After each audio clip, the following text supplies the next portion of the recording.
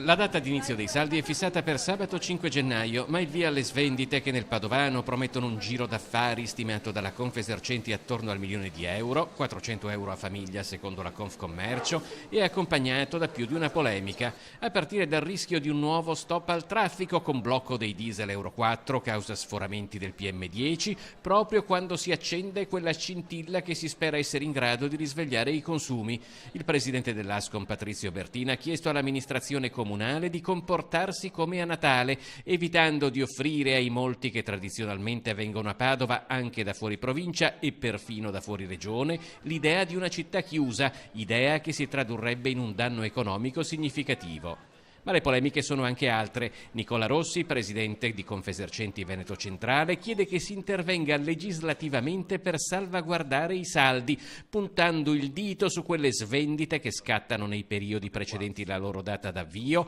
con strumenti ai limiti della regolarità, carta fedeltà, SMS, sconti alla cassa, eccetera, e soprattutto vendite di liquidazioni per rifacimento di locali o simili.